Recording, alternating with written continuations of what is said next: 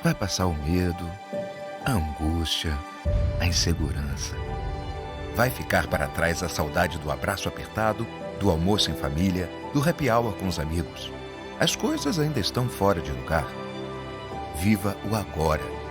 Diga que ama. Pergunte se está tudo bem.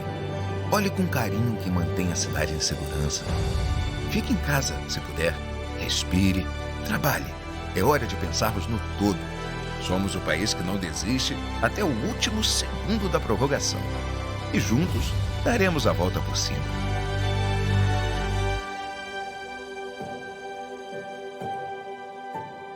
Tudo isso vai passar.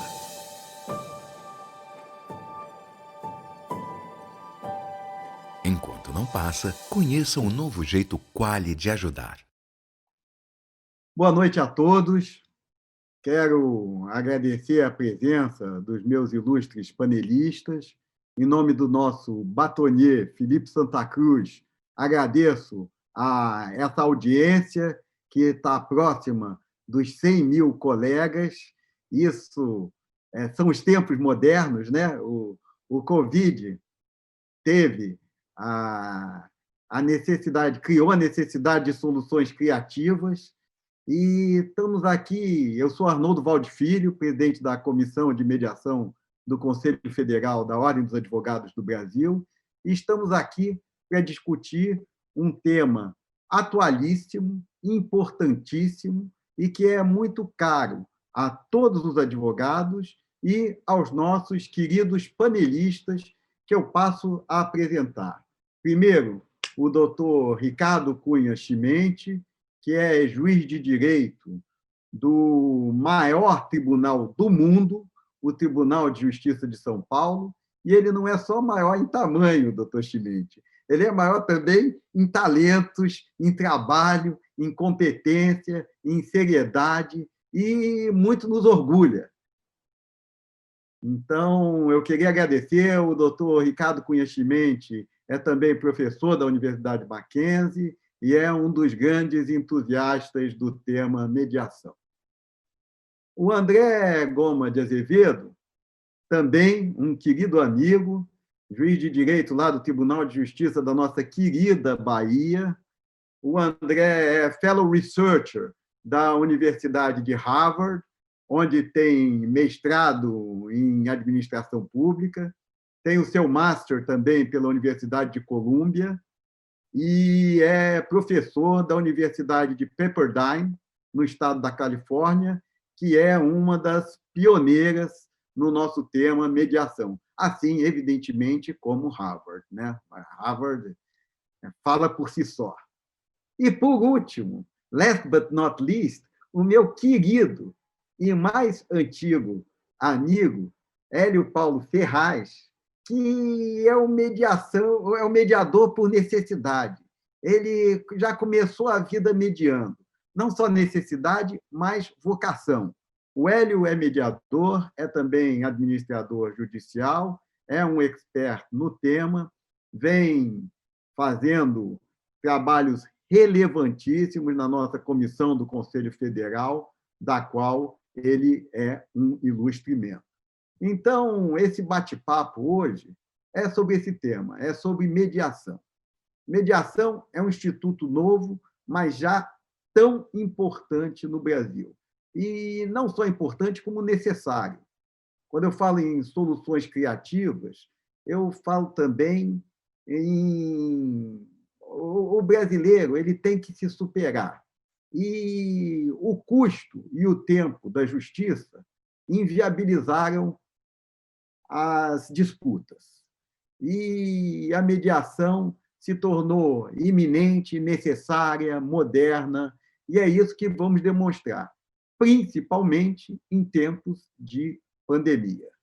Assim, eu passarei para cada panelista a palavra por 10 minutos para que exponham os seus trabalhos e as suas conclusões, e depois prosseguiremos com perguntas e mais 6 minutos para cada um, e não superaremos o nosso tempo, que é impreterivelmente de 1 hora. Agradeço a audiência e vamos começar, então, com o doutor e professor Ricardo Cunha Chimente. Professor Arnold Wald, um imenso orgulho estar aqui participando de uma mesa com um colega, caríssimo professor André Goma, professor Hélio Ferraz, agradeço muito ao OAB por essa oportunidade e vou desde logo aqui passar para o nosso tema, vou tentar abrir um breve slide para que a gente possa aqui enriquecer um pouquinho o debate. E, essencialmente, o que a gente verifica inicialmente é uma questão pertinente à própria dinâmica da OAB, que, superada aquela fase inicial de imprevisibilidade, e todos fomos, de certa forma, ali paralisados durante alguns dias até entendermos a dimensão do problema, inédito para as nossas gerações, a OAB ela parte na frente e as suas comissões de arbitragem e de advocacia na mediação e conciliação emitem, desde logo, uma nota conjunta, no sentido de que seria necessária a advocacia compreender, em toda a sua extensão, a necessidade de cooperação e de uso sustentável do Poder Judiciário. Nós vamos realmente partir de um momento em que estamos vivenciando aqui as ciências médicas e procurando apoiar e entender o que os médicos já estão descobrindo e podem nos passar. Essa fase será superada, se Deus quiser, em breve, e partiremos aí para o momento das ciências jurídicas. E sabemos que, ao contrário da ciência médica, que em 15 dias um paciente, pelo que temos visto, ou ele tem alta, ou ele, infelizmente, vai à morte, as ciências jurídicas, o processo já não é tão simples e pode ser muito mais extenso, muito mais duradouro. Quando a OAB nos traz essa questão da cooperação, isso nos lembra a questão do interesse processual na sua modalidade interesse-necessidade. Aquilo que antigamente pensávamos a respeito do artigo 5º, inciso 35 da Constituição Federal, do livre acesso ao Poder Judiciário, a partir de um julgamento de 2014, com repercussão geral no Supremo Tribunal Federal, esse recurso extraordinário que está na tela, 631.240, nós passamos a verificar aqui a necessidade, em diversos momentos, de uma comprovação que já existia, exigência que já existia lá no artigo 161 da Constituição do Império, de que a pessoa demonstra a necessidade de recorrer ao Poder Judiciário, de se apresentar perante o Poder Judiciário, demonstrando que tentou uma solução pacífica dos seus conflitos. E não demonstrada essa circunstância, em alguns casos, a exemplo do que verificamos em decorrência de outro recurso extraordinário que já diz respeito ao DPVAT, tem se entendido que, pela falta de interesse processual, interesse e necessidade de socorrer do Poder Judiciário, o processo deveria ser extinto sem apreciação do seu mérito. Isso, é claro, é uma jurisprudência defensiva que deve crescer nesse período pós-pandemia, que imaginamos aí um boom muito grande, infelizmente, de discussões a respeito aí das consequências, sobretudo econômicas, da pandemia. Quando pensamos aqui na questão da mediação, da conciliação, essa nota técnica da OAB é muito feliz, ela faz aquela distinção no sentido de que a conciliação ela é muito mais adequada para as causas objetivas, em que as pessoas não mantêm um vínculo de permanência a respeito de uma relação de consumo, enquanto a mediação ela envolve situações mais profundas, relações duradouras, sendo que o perfil do conciliador é mais ativo e o do mediador é um perfil muito mais psicológico, ele trabalha na vontade das partes para que essas partes possam chegar à solução dos seus conflitos. E com a força aí sempre de um título executivo formado em razão da mediação da conciliação, desde que referendado pelo conciliador ou pelo mediador, um título executivo extrajudicial, ou, se levar à homologação do juiz, um título executivo judicial. Para enfrentarmos esse momento mais complexo, o CNJ, agora em julho, nesse mês em que estamos, ele, por meio desse ato normativo aqui especificado, recomendou aos tribunais a criação do Sejusc empresarial, uma experiência que já foi instalada no mês passado, em junho, junto ao Tribunal de Justiça do Rio Grande do Sul, e que agora está em elaboração em São Paulo, Paraná, Rio de Janeiro e outros estados. Essa recomendação, usando aí uma expressão médica, é para o achatamento da curva das demandas, para que a gente possa realmente partir junto aos Sejuscs, que são os Centros Judiciários de Solução dos Conflitos, junto às câmaras privadas de mediação e outros meios aí próprios desse fórum múltiplas portas, para que possamos ali, a partir da capacitação de mediadores e de conciliadores para essas questões empresariais, levarmos as pessoas ao bom senso e ao acordo que evite a demanda judicial.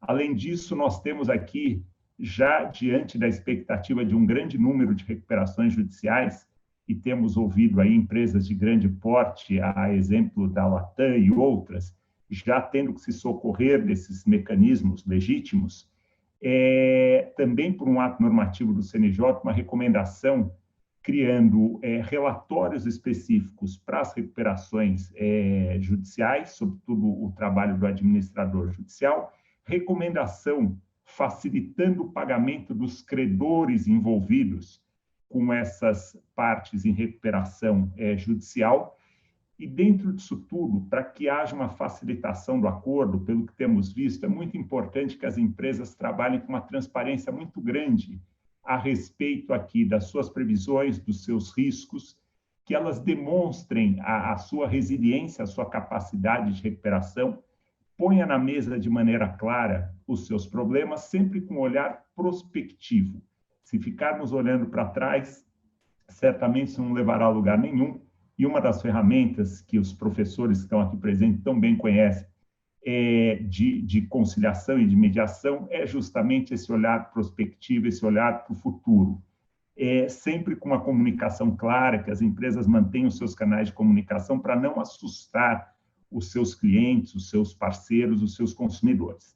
Superado esse momento, professores e colegas advogados, colegas magistrados e demais colegas que estão aqui presentes, quando chegarmos na esfera processual, porque, infelizmente, conciliação e mediação têm um limite muito próspero, mas tem seu teto e seu limite, quando chegarmos na esfera processual, creio que trabalharemos muito dentro da tese do pós-positivismo. Hoje, o nosso ministro Barroso estará num painel aqui desse evento também, ele que é um grande estudioso do pós-positivismo. Aplicaremos certamente muito o artigo 8º do novo CPC, que nos traz aqui, na aplicação do ordenamento jurídico, a observância da proporcionalidade, da razoabilidade, bem como aplicaremos o parágrafo 2º do artigo 489, que valoriza muitas premissas fáticas. Nós estamos diante de fatos inéditos que terão que ser observados aqui, dentro daquilo que na lei dos juizados, desde 95, a gente tem como solução justa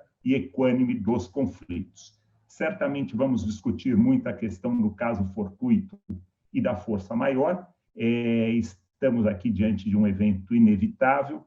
No âmbito da administração pública, surgiram inicialmente algumas fundamentações ali baseadas no fato do príncipe. Elas não foram bem acolhidas porque não estamos diante de relações contratuais com a administração pública, que também foi surpreendida com tudo isso. Na esfera trabalhista, discussões suscitadas pelo próprio presidente da República em cima do artigo 486 da CLT, que também tem se considerado que não é o caso do Estado, do município arcar com indenizações, porque, afinal, todos estão sofrendo a mesma consequência dessa força maior. E, por fim, aqui, um dos caminhos que certamente vai nos ajudar muito, inclusive para a mediação e a conciliação, são as audiências virtuais. Aqui eu procurei expor diversos regramentos a respeito dessas audiências virtuais.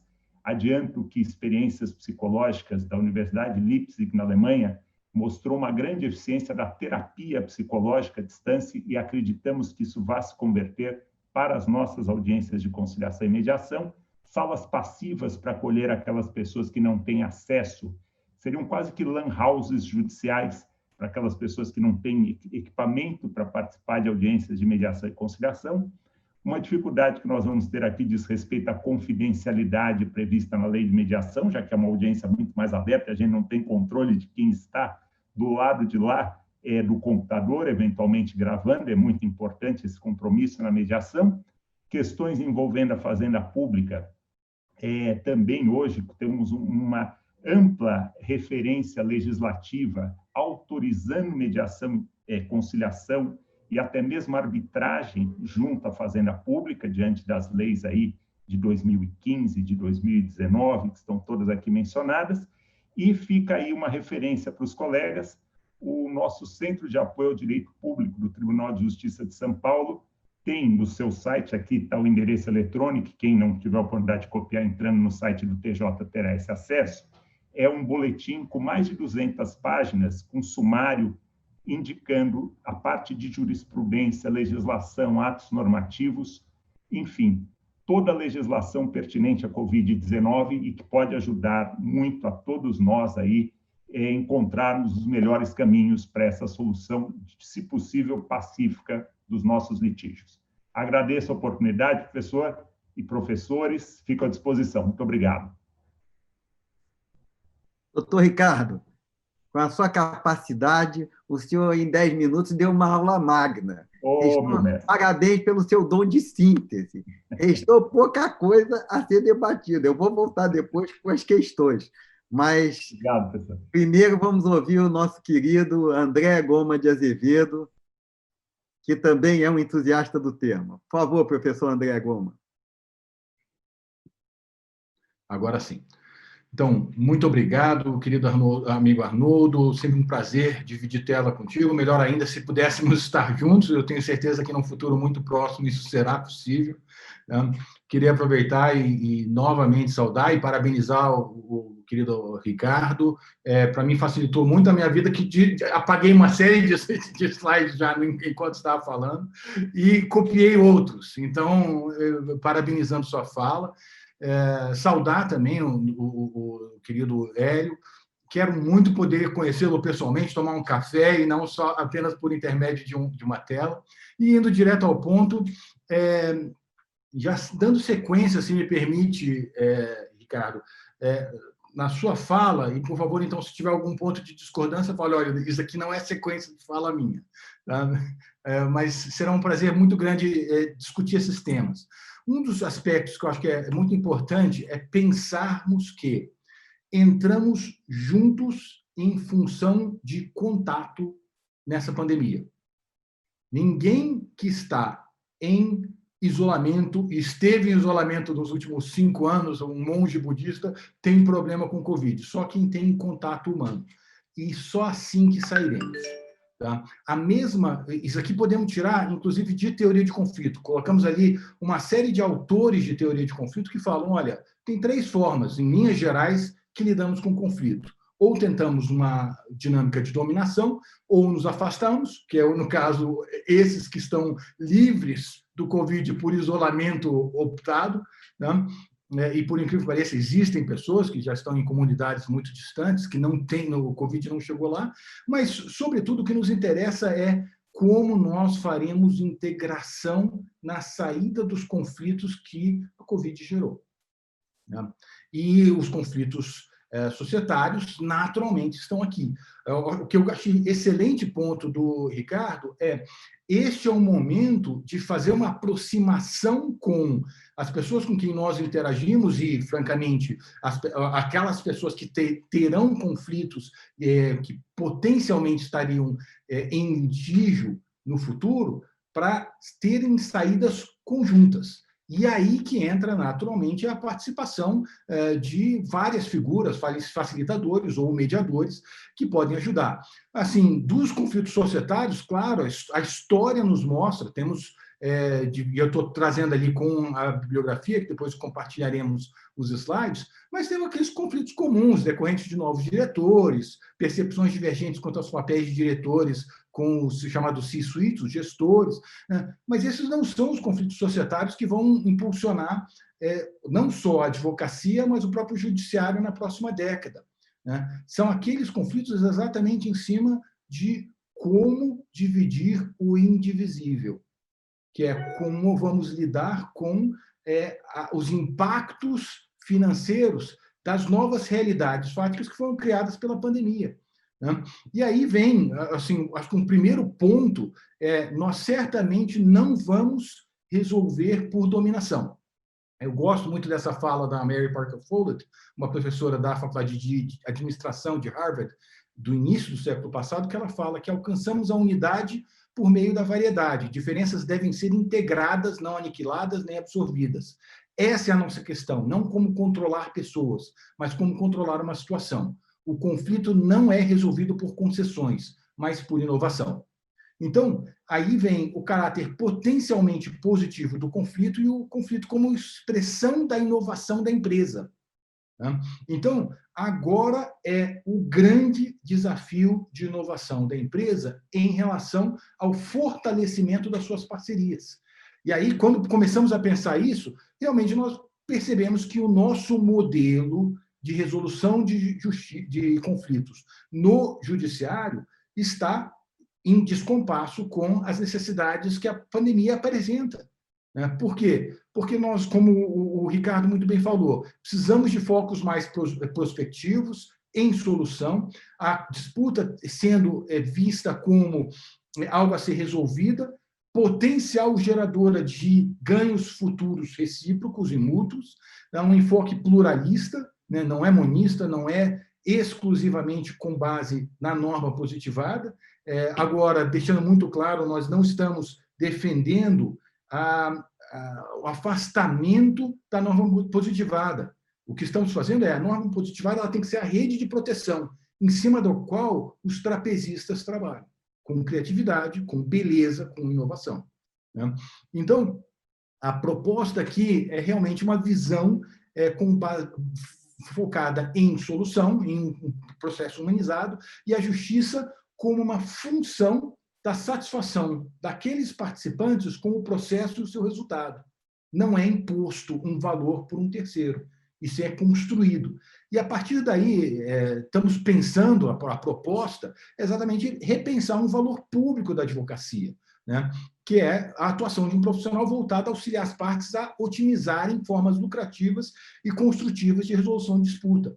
E a verdade como foi discutido recentemente uma série de colegas, este é um momento que todos nós temos o dever cívico de otimizar lucro. Proteção, principalmente aquelas pessoas que estão em risco, né, naqueles grupos de risco, e, em segundo lugar, como podemos fazer a máquina da economia girar. E a máquina da economia ela vai girar se nós não pararmos para ficar olhando no passado e, principalmente, tentando achar soluções do outro milênio, né? Nós precisamos construir soluções novas para isso, né? E, principalmente, quando falamos em soluções de governança e questões empresariais. E aí vem o que no Harvard Innovation Lab traduzimos como uma nova abordagem de advocacia também, que é essa chamada advocacia resolutiva, como uma prática profissional baseada na análise objetiva de probabilidade de êxito, identificação apropriada de interesses reais das partes, criação de valor em razão de abordagens integrativas, com auxílio na escolha procedimental adequada a visões com critérios objetivos. Essa é a essência. E administração das competências emocionais daquelas pessoas. Todos vão estar muito ansiosos com a possibilidade não só de terem perdido entes muito queridos, né, mas também, eventualmente, perderem a possibilidade de ganhar pão. Ou ainda o empresário que vai ver a sua vida inteira ruir em função de ter uma paralisação longa, e nós até hoje não sabemos quanto tempo durará em alguns casos. Então, a proposta realmente tem que pensar em visões nos quais, me permitam dar um exemplo aqui, até hoje, até pouco tempo, mas até hoje, eu diria, é muito comum grandes escritórios estarem litigando e contratarem pareceristas para apresentarem uma opinião sobre o caso e uma opinião enviesada, me dá uma opinião nesse sentido. Né? E algumas vezes, aqui, provavelmente, a gente vai ter que inaugurar essa visão em que a advocacia resolutiva vai, de comum acordo, sentar e falar, vamos convidar o escritório X ou Y, ou o advogado Z, para apreciar aquela questão e dizer qual é a probabilidade de êxito. E eu trago um exemplo muito bom, muito rico, de uma questão relacionada a um imóvel na Praia do Forte, em que eu tinha, uma das partes era uma cidadã francesa e a outra parte era uma desembargadora. Né? E aí, os dois, eu pedi logo no início da audiência de conciliação que os dois anotassem num pedaço de papel qual era a probabilidade de êxito que vislumbravam para o caso. E recolhi os papéis, eu olhei e falei, olha, eu queria primeiro saudar os advogados, porque é muito importante que o advogado vista a camisa do seu cliente. Claramente, os advogados vestiram a camisa dos seus respectivos clientes. Num segundo momento, eu estou um pouco preocupado, porque a soma das probabilidades, pelo menos matematicamente, tinha que dar 100%, e está dando 194%. Então, a minha sugestão, falei, eu, como magistrado, não tenho imparcialidade para, pelo menos, não na visão dos senhores, né, porque tinha uma cidadã francesa de um lado e um desembargador do outro. Imagina se a cidadã francesa ia me achar um imparcial para dizer, olha, eu acho que você tem 30% e outro 70%. Não, inclusive, se eu fizesse isso, eu estaria adiantando prova, que não seria de bom alvitre. Então, eu simplesmente pedi que conversassem com um advogado que ouviria os argumentos dos dois e daria uma apreciação de probabilidade que necessariamente tinha que somar 100%. Tá? E depois de ouvir o advogado, eles conversariam. Então, notem que não é um mediador facilitador. Era simplesmente alguém, porque os dois queriam resolver com base na norma positivada. Ninguém queria ter aula sobre como chegar ao sim. Era realmente saber, olha, como é que seria a posição do STJ num caso desse. Né? E, moral da história, em 15 dias a questão se resolveu. Por quê? Porque um outro advogado, com uma visão mais resolutiva, pôde virar e fazer realmente uma série de avaliações objetivas do que aconteceu.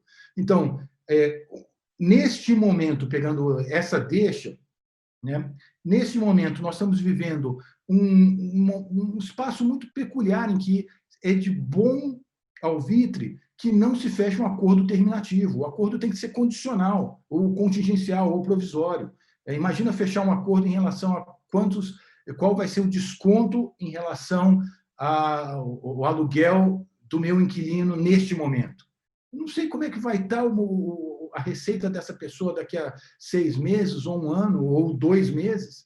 Então, talvez faça sentido fechar um acordo para os próximos 3 meses e dizer, olha, depois a gente conversa, continua a conversar.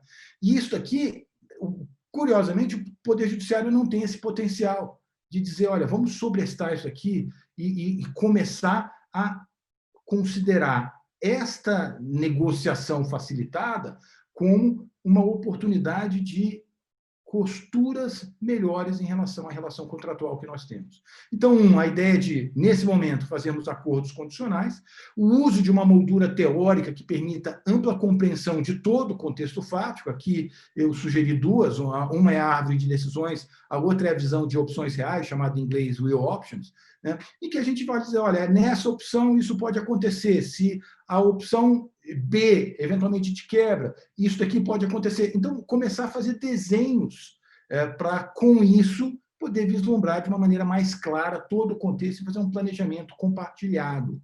Né? Ainda, o foco é a integração, ou seja, tem que haver um foco de aproximação, inclusive dos advogados. A visão de negociação não é quem consegue trazer mais para o seu lado, e sim como é que nós conseguimos construir valor juntos. Né? Para isso, tem um momento muito oportuno de, eventualmente, neste momento, começar a criar dispute boards. Nós já sabemos que muitas empresas parceiras vão ter muitos conflitos, né? E consolidação de valores de longo prazo, né? Pensando realmente em longo prazo. Né?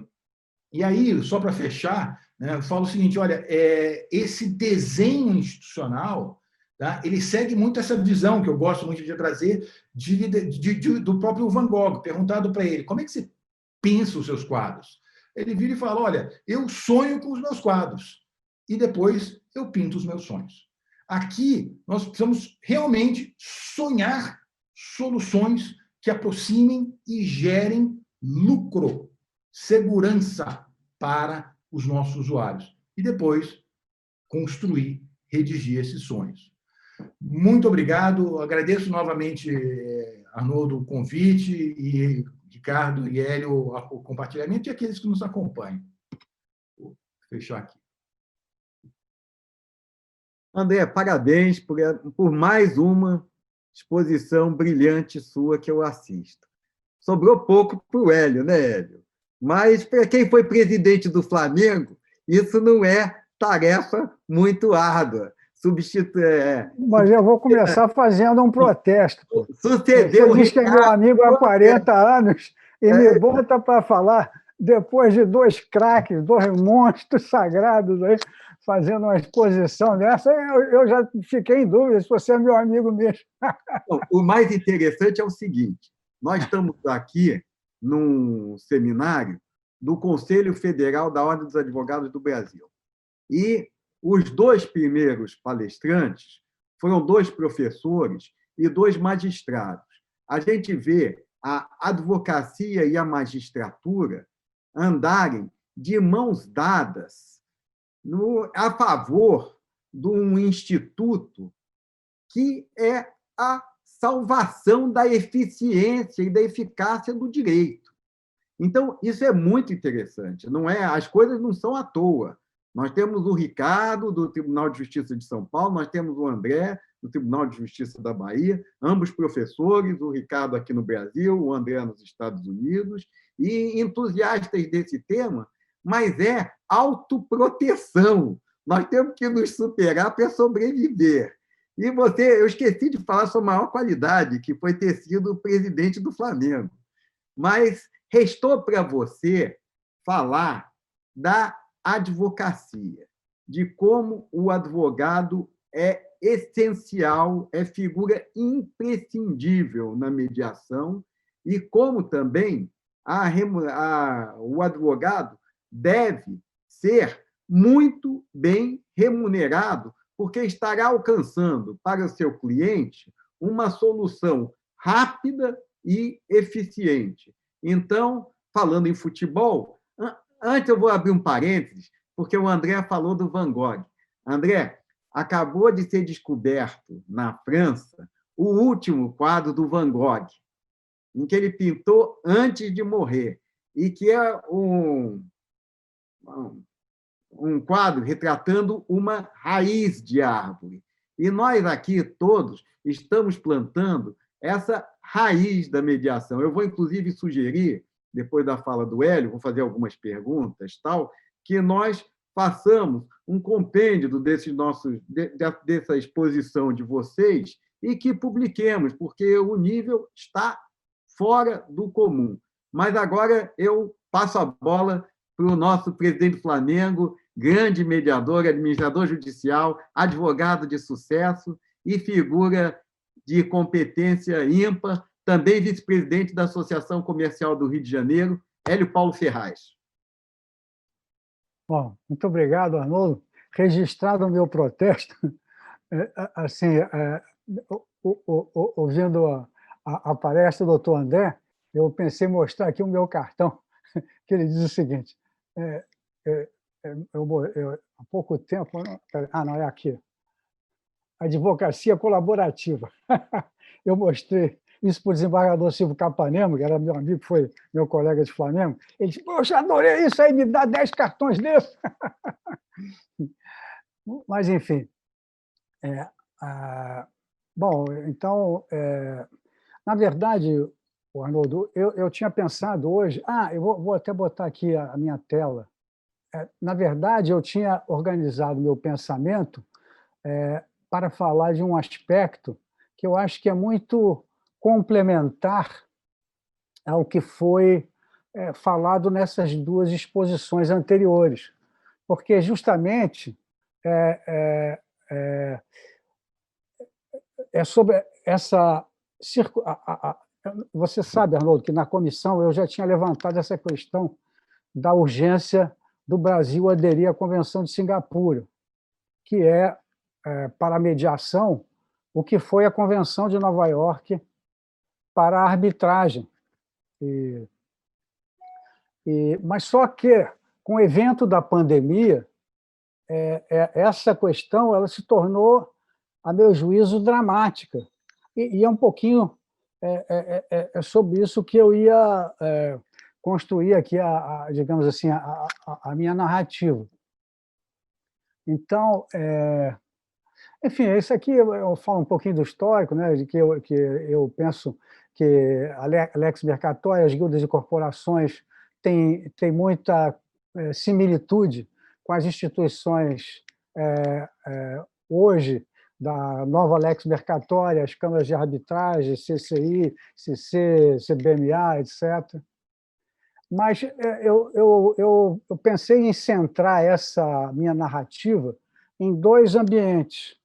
Um que é a administração judicial, porque é uma atividade que eu venho exercendo no momento, e outro que é a questão marítima, porque eu nasci na navegação e na construção naval, né? Eu me lembro, menino, meu pai durante um tempo morou ali no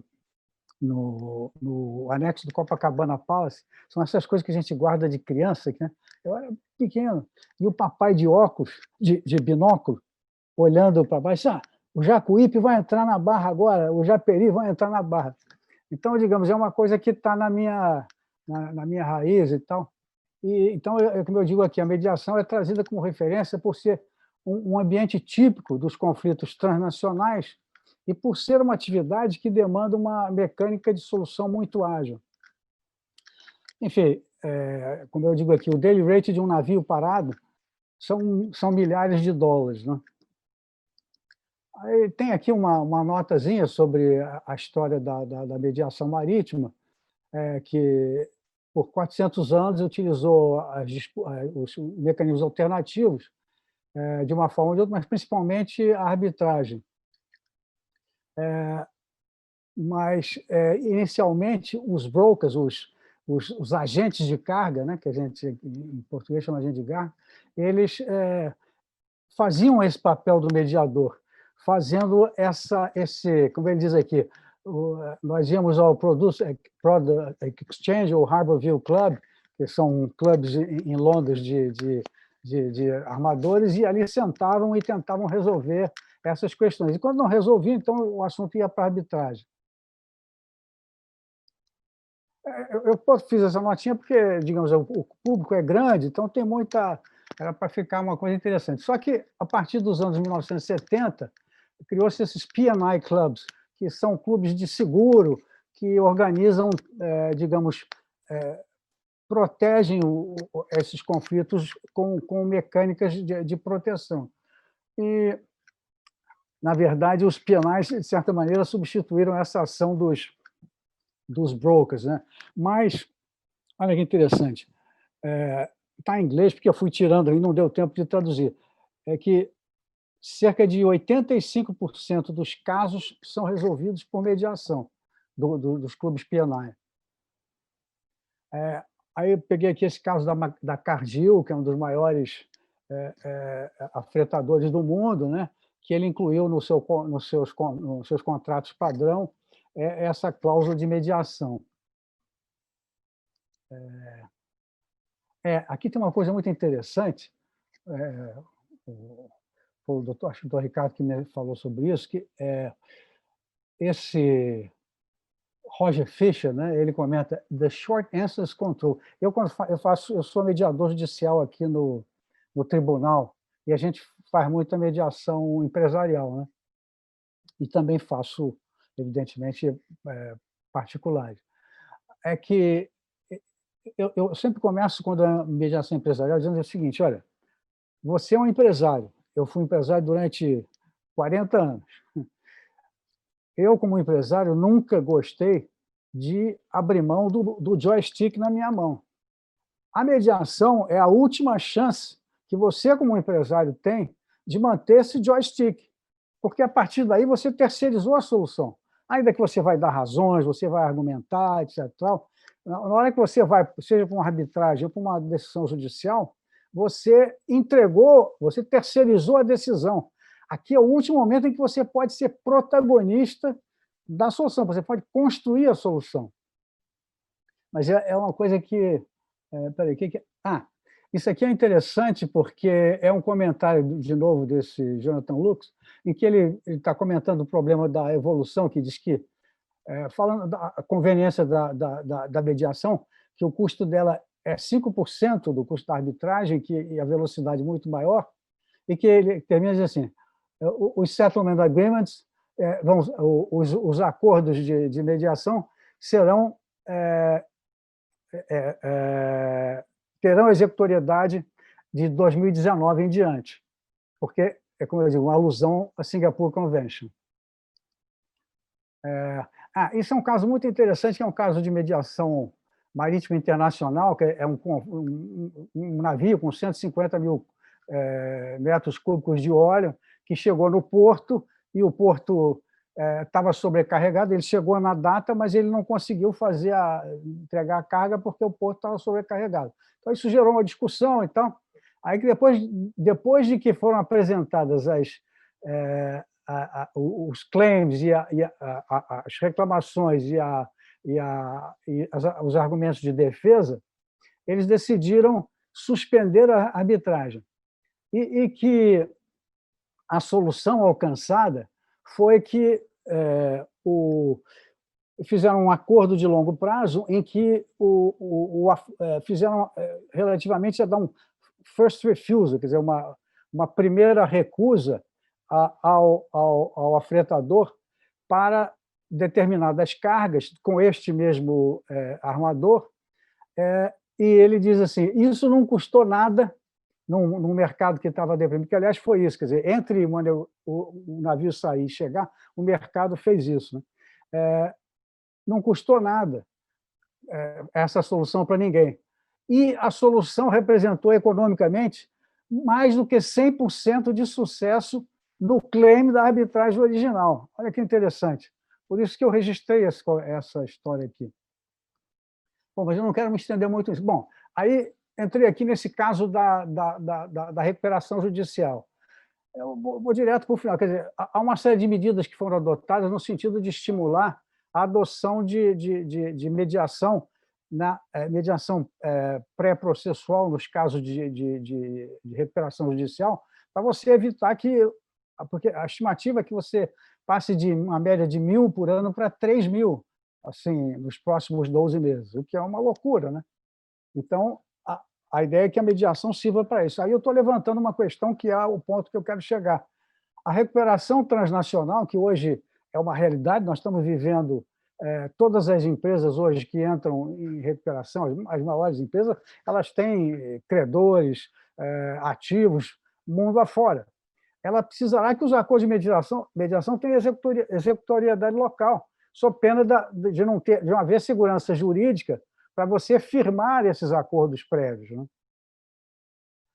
Aí, quer dizer, então, essa questão toda desemboca nesses dois vetores, que são a cooperação internacional e a questão do sistema multiportas. O desafio da harmonização do direito no espaço internacional, o direito internacional privado, a questão da executoriedade, o enforcement transnacional da mediação, as suas fontes e tal, então é o universo da cooperação internacional e do sistema multiportas. Aí fala aqui dos sistemas, dos meios alternativos, a arbitragem, a mediação, o dispute board. Eu até, geralmente, quando falo sobre isso, a minha tese de que os conselhos de contribuinte, o Tribunal Marítimo, o CNRD da CBF, para mim, eles são dispute boards. Mas, enfim, isso é uma outra história. Então, a questão da homologação e execução, o enforcement judicial. Então, tem a Conferência de Haia, que eu cito aqui como uma referência em 1º de junho de 2001, o decreto 3832 homologou a Conferência de Haia, o decreto legislativo 41 e tal. Bom, e tem agora a Convenção de Haia sobre o reconhecimento e executoriedade dos julgamentos civis e comerciais, tipicamente, né? Mas esse também ainda não foi nem firmado ainda pelo Brasil. Aliás, o Brasil é delegado, contribuiu muito, muitas pessoas contribuíram, mas até o momento ele não é signatário, como de resto a maior parte dos membros também não é signatário. Agora, o caso mais emblemático, que é a Convenção de Nova York. Essa convenção é considerada o mais bem-sucedido tratado de direito internacional privado. E a sua adoção, ele está hoje, eu acho que 160 países, aproximadamente, e é um sucesso absoluto. E isso permitiu que a arbitragem chegasse ao sucesso que chegou em função desse evento. Aí chegamos aonde eu quero chegar, que é o enforcement da mediação, quer dizer, a executoriedade na mediação. Enquanto ela tem esses benefícios maravilhosos, ele foi assinado em 7 de agosto por 46 países, o Brasil ainda não assinou e, consequentemente, também, por óbvio, não homologou essa convenção. E digamos assim, a substância que eu queria que tanto a OAB quanto o IAB assumissem essa bandeira de nós lutarmos para que o Brasil venha a aderir à convenção e celeremente tente esse processo de homologação, porque é uma ferramenta fundamental em negócios como eu citei o da Marinha Mercante, da navegação, porque é um negócio que, enfim, é da minha intimidade, a gente fala daquilo que conhece melhor, onde sente melhor as coisas, e no âmbito da recuperação judicial, onde será essencial que a gente vai precisar disso, sob pena das partes internacionais não terem segurança de fazer esses acordos de mediação. Em resumo, não sei se eu falei muito tempo, mas é isso aí. Obrigado.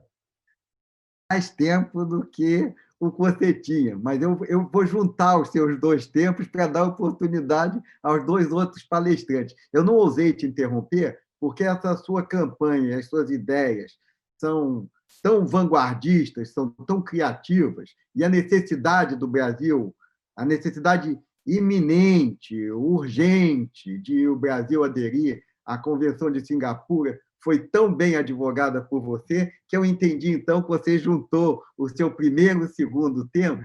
E agora nós vamos ouvir primeiro o Ricardo. Então, você começou por último, mas na segunda rodada você já foi o primeiro.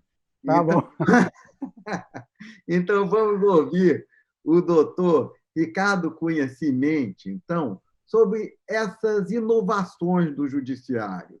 O seu colega de tribunal, o doutor João Rodrigues de Oliveira, da primeira vara de recuperação, ele já está deferindo o processamento, nomeando administrador e mediador, pegando o gancho do Hélio da mediação na recuperação judicial. A recuperação judicial, nenhuma empresa vai para a recuperação judicial porque está bem. Ela vai porque está em dificuldade. E, normalmente, tem uma enormidade de litígios. E eu achei muito vanguardista do doutor João, da primeira vara, de já nomear de saída um mediador especializado. E também gostaria que o senhor falasse sobre os sejusques, professor, e como se vê a necessidade de remuneração dos mediadores, porque os mediadores do Sejusc, eles trabalham, digamos assim, quase que pro bono, e não faz sentido. O pro bono é necessário em certas circunstâncias, mas em outras todo trabalho deve ser remunerado com dignidade. Eu gostaria, então, dos seus comentários sobre esse tema. Obrigado, professor. Em primeiro lugar, essa iniciativa da primeira vara de São Paulo, que trata do assunto vara especializada, trouxe realmente uma luz muito grande. E agora, com o ato normativo do CNJ, certamente os juízes terão mais segurança para partir para esse caminho. Se possível, que o administrador judicial seja o mediador, que o administrador judicial passe a se habilitar para ser esse mediador. E, se não for possível, que se tenha 1, 2, 3 mediadores que sejam capacitados na área. O professor Hélio bem colocou aqui, há situações internacionais, há situações empresariais, que para que o empresário se sinta confortável dentro daquela negociação, é preciso alguém que fale a sua linguagem. Daí a previsão, e o André é um professor dos mais brilhantes nisso que nós temos no Brasil, da capacitação dos nossos mediadores para essa nova situação. E, professor Arnoldo, é muito importante a questão da remuneração. É o seguinte, nós temos uma resolução em São Paulo que trata desse tema, já de acordo com a resolução do CNJ sobre o mesmo assunto, e nós partimos aqui de uma remuneração que vai de aproximadamente R$ 65,00 a hora até R$ 1.200 a hora, de acordo com o valor da causa. E, assim, a pessoa física, mediador, ela tem que ceder 10% do tempo de atuação para uma mediação pro bono, e, no caso de pessoa jurídica, até 20% para essa hipótese da mediação pro bono. Mas é absolutamente necessário que se compreenda que o profissional ele precisa realmente de capacitação, de habilidade, e que ele precisa de uma remuneração absolutamente digna para que faça esse papel, inclusive com a isenção que dele se espera. Então, a questão remuneratória é um problema. Alguns estados têm nos seus sejusques basicamente só voluntários, mas há um caminho, eu cito essa resolução nos slides, um caminho, um passo a passo, inclusive na primeira reunião de mediação, o conciliador já expõe a questão remuneratória, junto com todo o acordo que envolve a mediação, já que esse é um procedimento profissional. É interessante termos voluntários em comunidades, em bairros, é uma outra circunstância socialmente muito útil, mas essa mediação, sobretudo a mediação empresarial e consumerista, ela tem que ser remunerada, e tem a impressão que essas primeiras resoluções começam a lapidar a situação, e que essa lapidação vai ser agilizada diante da necessidade da mediação e da conciliação em decorrência dos efeitos da pandemia. Obrigado, professor. Foi Obrigado. Muito esclarecedor aí os seus comentários. E, efetivamente, às vezes, o mediador tem custos não só do homem-hora, mas também da montagem de uma plataforma e de toda uma equipe. E eu posso dizer isso porque é público.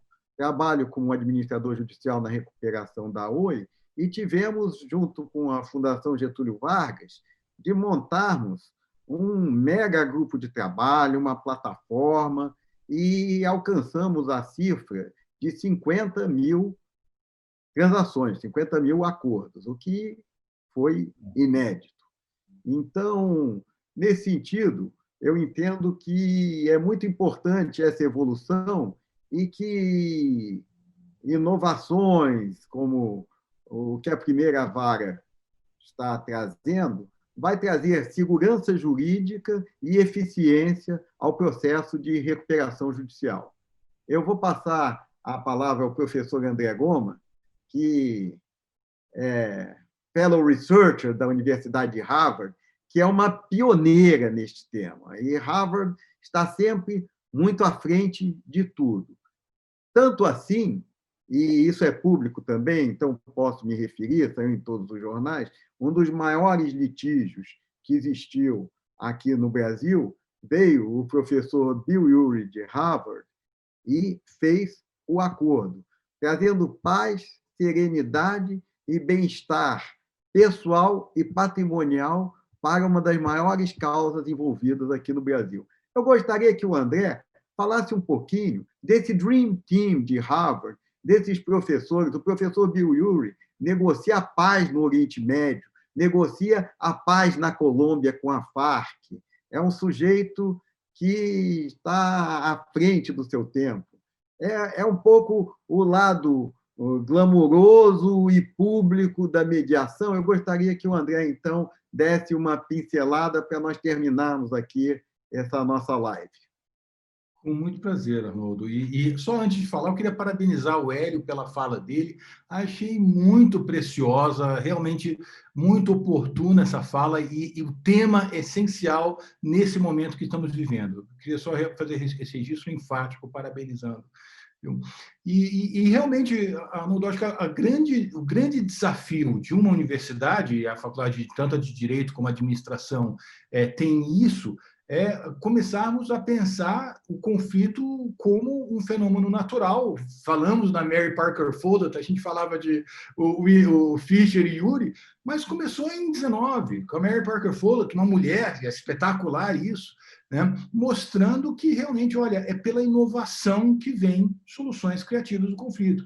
Depois da Mary Parker Follett veio o Howard Rafer, né? o Roscoe Pound, Howard Rafer, pessoas que sempre trabalharam a visão de vamos fugir de dogmas e pensar em gerar riquezas. E gerar riqueza é um papel do advogado, é um papel do estudante de direito, do administrador, né? Porque com isso nós não precisamos realmente entrar em disputas contraproducentes.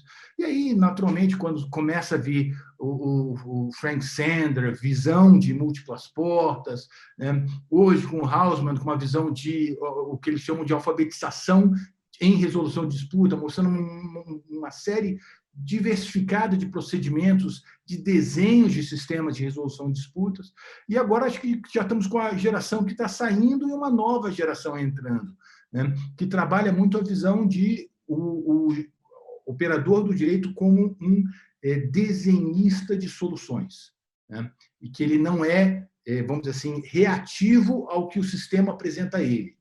Ele é ativo em mudanças. E aí, de novo, registro a parabenização ao Hélio, que está exatamente fazendo isso. Vamos desenhar que estruturas nós precisamos para poder pintar de uma maneira mais clara essa realidade. Então, acho que, assim, registro muito superficial de muitos professores que trouxeram contribuições preciosas à ciência de resolução de disputas. Mas agradeço de novo, Arnoldo, o convite e muito satisfeito de poder dividir essa mesa com pessoas tão queridas e brilhantes, claro. Obrigado, André. Chegamos ao final do nosso bate-papo sobre mediação. Somos todos fãs, apaixonados pelo Instituto, como já disse, o Instituto necessário, que está engrandecendo a magistratura, a advocacia, trazendo soluções rápidas, eficientes e justas. E, como eu já disse, vamos reunir aí, nós fazemos o compromisso, eu quero agradecer a vocês pelo brilhantismo da exposição, pela disponibilidade, pelo carisma, e dizer que precisamos, então, nos reunir, e o nosso webinar foi gravado, teve uma audiência recorde, e vamos transformar isso, então, num material em que possamos perenizar esse momento de hoje. Muito obrigado a todos e até a próxima. Estamos terminando exatamente on time, como nos foi amplamente recomendado pela nossa querida Fernanda, que eu agradeço também, a toda a equipe técnica da Ordem dos Advogados e ao nosso batonier, que soube inovar tecnologicamente para que possamos fazer um seminário com um alcance jamais obtido em nenhuma conferência nacional. Então, isso é o que é fazer do limão uma limonada, superar uma crise e lançar uma mensagem de otimismo, perseverança e, enfim, isso é advogar e achar soluções criativas. Somos todos advogados da mediação e, com ela, conviveremos por muitos anos ainda. Muito obrigado a todos e uma boa noite.